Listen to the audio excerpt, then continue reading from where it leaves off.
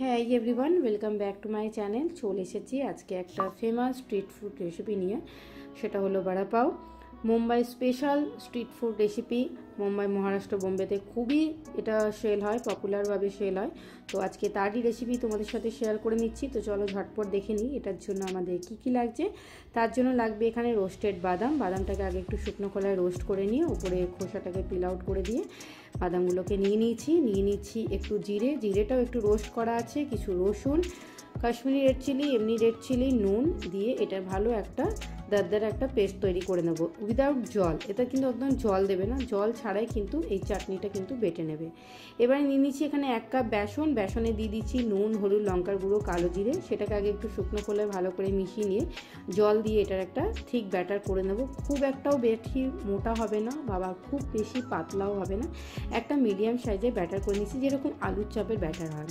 তো চলো এটাকেও সাইডে রেখে দিচ্ছি। এবার চলে যাব আলুর পুরটা করার দিকে। তার জন্য কড়াইয়ে সামান্য পরিমাণে সর্ষের তেল নিয়ে সেটাকে ভালো করে গরম করে নিয়ে তাতে ফোড়ন দিয়ে দিচ্ছি সর্ষে, হিং, কিছুটা কাঁচা লঙ্কা কুচি, আদা কুচি, গ্রেট করেও দিতে পারো, আর কারি পাতা।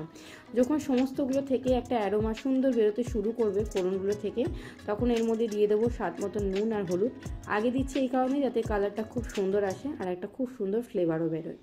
এরপর আমি এখানে 3টে আলু সেদ্ধ করে রেখেছিলাম, বয়েল করা আলু, সেটাকে দিয়ে ভালো মতন করে মশলাটার সাথে কষিয়ে নেব যতক্ষণ পর্যন্ত আলুটা ভালো মতন আবারও সুন্দরভাবে ম্যাশ হয়ে যাচ্ছে আর সমস্ত মশলার ফ্লেভার আলুর মধ্যে ঢুকে যাচ্ছে।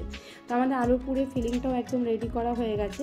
এবার এটাকে ঠান্ডা করে সাইডে রেখে নেব। এবার এক একটা আলুর পুর তুলে একটা চপের শেপ দিয়ে দেবো, যেরকম আলুর চপ হয় একটু চ্যাপটা করে চপের আলুর চপের শেপ দিয়ে দেবো। তো চলো তোমরা এটা এমনি মুড়ির সাথেও খেতে পারো। তো এখন যেহেতু বড়া পাওয়ার জন্য লাগবে সেই জন্য তার জন্যই বানিয়ে নিই। তো পর্যাপ্ত পরিমাণে তেল গরম করে একটুখানি সামান্য বেসন দিয়ে দেখে নিচ্ছি তেলটা গরম হয়েছে কিনা। যখন বেসনগুলো এরকম উপরে উঠে আসবে মানে বুঝবে পারফেক্টভাবে তেলটা গরম হয়েছে। এবারে সমস্ত আলুগুলো বেসনে ডিপ করে ভালো করে গোল্ডেন ব্রাউন হয়ে আসা অবধি ভেজে নিতে হবে। মিডিয়াম টু হাই ফ্লেমে রেখেই ভেজে নিতে হবে যাতে ওপরে লেয়ারে কালারটা খুব সুন্দর আসে আর আলু বেসন ভালো মতন সেদ্ধও হয়ে যায়।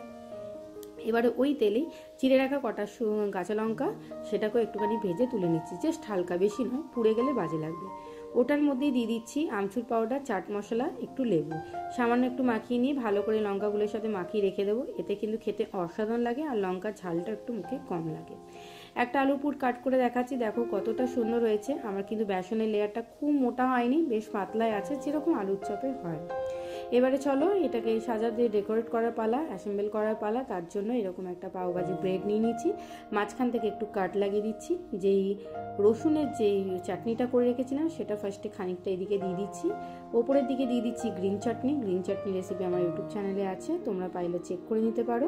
এবারে যে আলুর চপটা বানিয়েছিলাম পুরটা সেটা মিডিলে রেখে ওপর থেকে আবারও খানিকটা ওই মশলা চাটনিটা দিয়ে একটা লঙ্কা দিয়ে এটাকে সার্ভ করবো।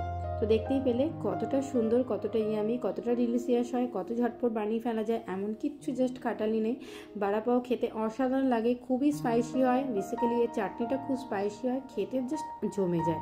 তোমরা বাড়িতে একবার ট্রাই করে দেখতে পারো, আমাকে অবশ্যই কমেন্ট করে জানিও যে তোমাদের সবারকার কীরকম হয়েছে আর সবারকার খেতে কেমন লেগেছে।